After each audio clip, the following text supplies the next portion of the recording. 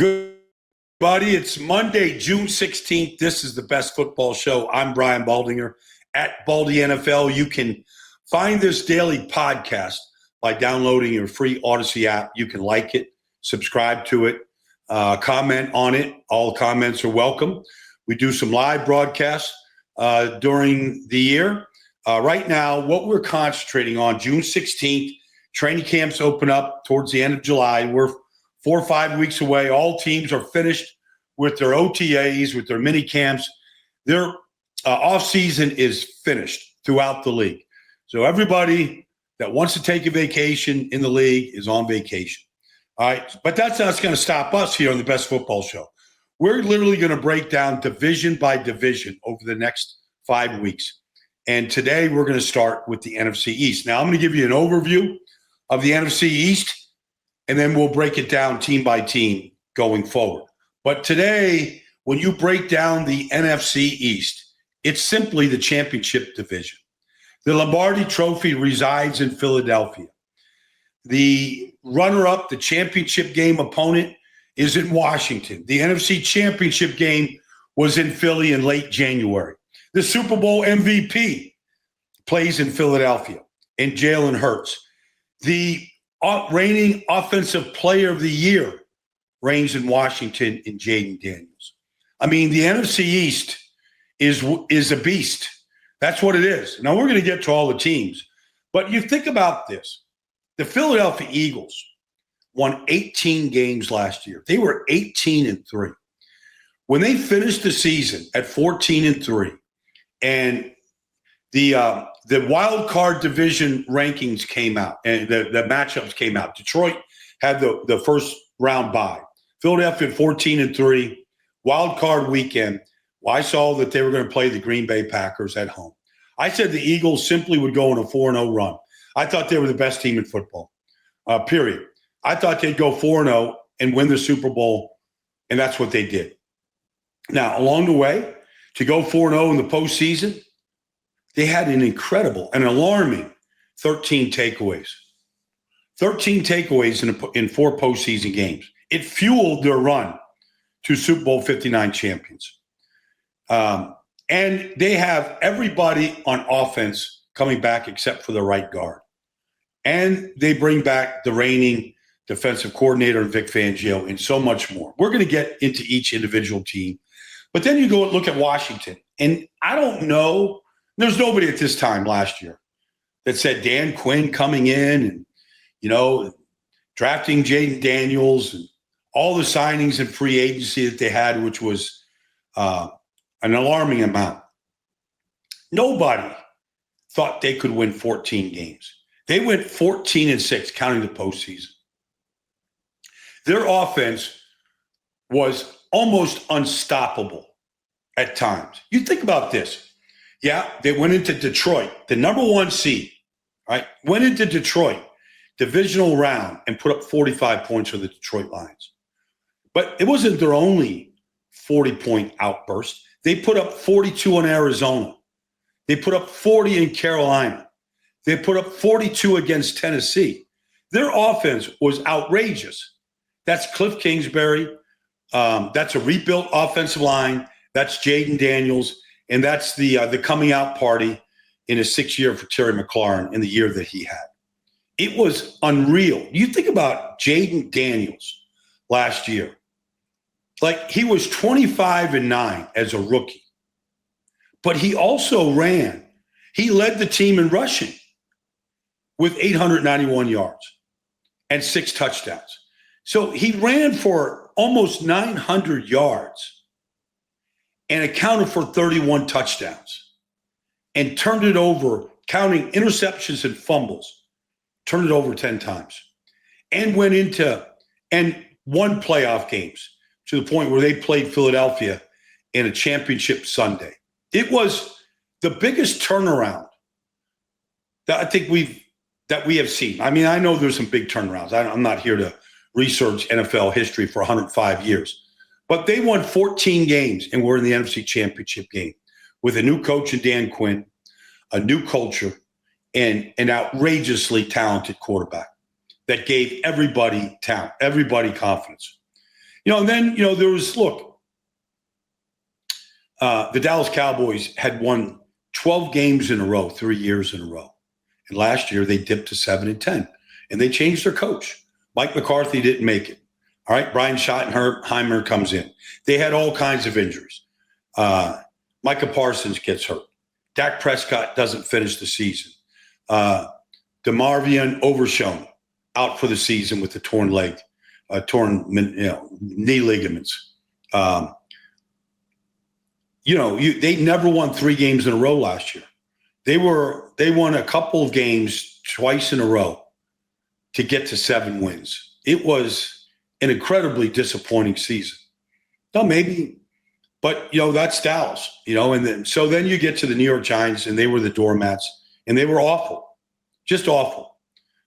You look at the New York Giants last year, and you just wonder, honestly, looking back, even now, after everything that has gone on this offseason, you go, how in the world did both Brian Dable and Joe Shane survive a 3-14 campaign, and a campaign where they literally lost 10 games in a row at one point?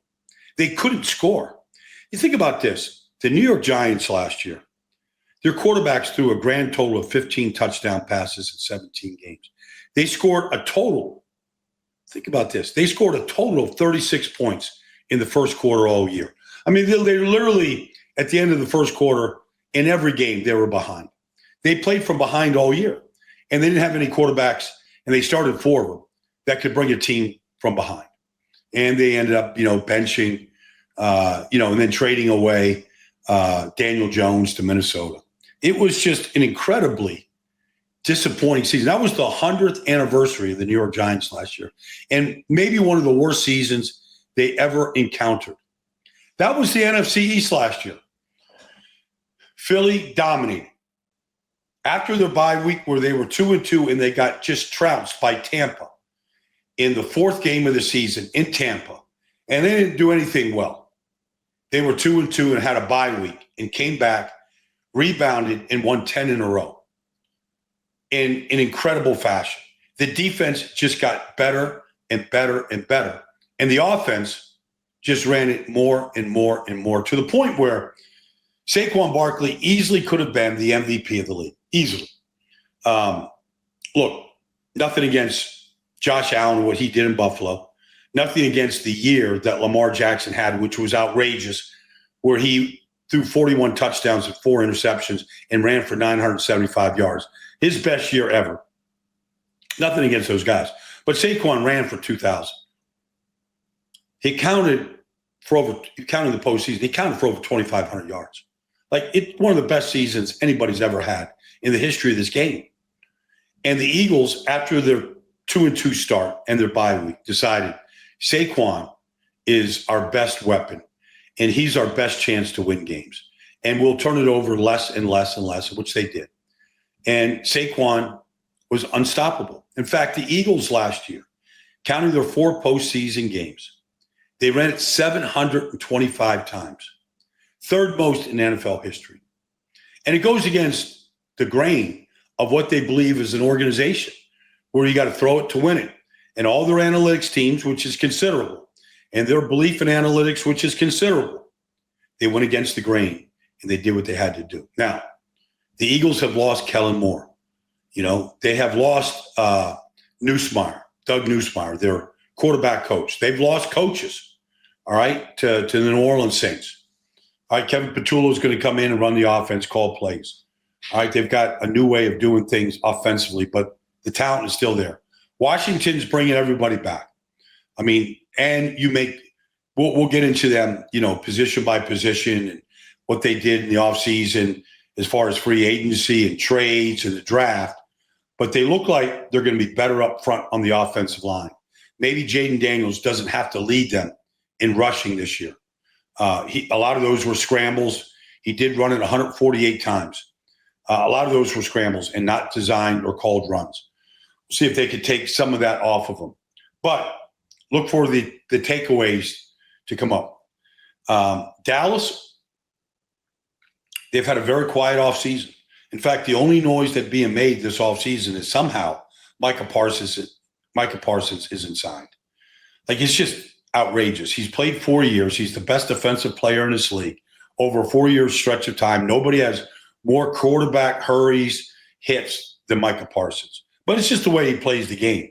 His effort, the whole thing. Like, how he isn't signed. If Micah Parsons was in Philly, and this is a knock on Dallas now too, but if Micah Parsons was drafted by the Eagles and he was playing at the level that he's played his first 4 years in this league, like, he'd have a contract for the next 5 years. He'd be tied up through 2030, guaranteed. Like, they just wouldn't fool around. I don't know what Dallas is doing. But Philly seems to be able to sign all of their players and then some.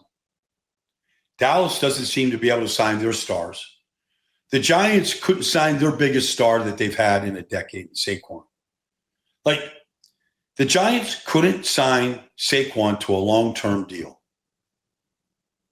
Philly did. They signed him to a long-term deal. He's basically the MVP of the league. He's the reason why they won the Super Bowl. He's their most valuable player by far. Not only did they sign him, but they re-signed him and gave him a new contract after he outplayed that contract. The Giants couldn't figure out how to do it. Some of this is just math, and it's just how you manage the cap. The Eagles do it as well, if not better than everybody else in the league. Washington is getting better at it. New general manager, new coach, new way of doing things. Signed a lot of free agents, re-signed Bobby Wagner, trying to figure out how to extend Terry McLaurin as we speak. I think they'll get it done. Like, he's just that type of a person, that type of a player, and he's needed. Dallas, going back to, back when they had Zeke and Dak and they signed Zeke first, they never got it right. And here they are. Micah Parsons somehow is not signed. The Giants, look, they're a young team. I would say this. It looks like they have depth on the offensive line this year. It remains to be seen if they're going to be a quality offensive line, if they can stay healthy, if Andrew Thomas can play all, 17 games, if Jermaine Illuminar can play all 17 at right tackle. Like, they have a chance of having a good offensive line if they stay healthy. And if they don't, they have some depth behind it of a lot of guys that have played. Now it's a question of, can Russell Wilson and Jameis Winston and Jackson Dart produce more than 15 touchdown passes?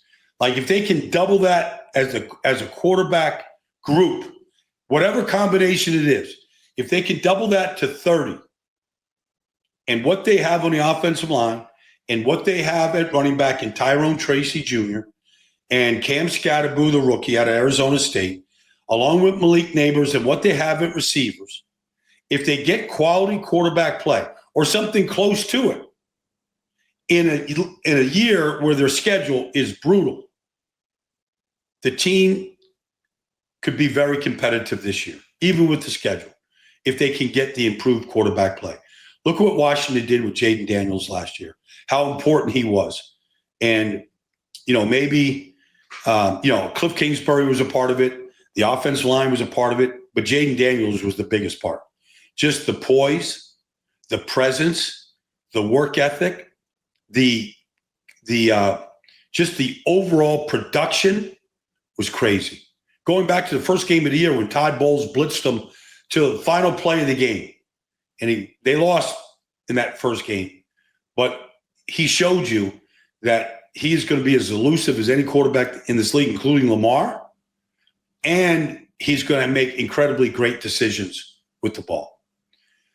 Well, look, everybody, that's the championship division. That's the NFC East. We're going to get into team by team this week of the NFC East, starting with the Super Bowl champions, because quite honestly, you can't look at the Eagles right now and not think that they're going to be the favorites to repeat. And I'm not looking at any Las Vegas betting lines or anything.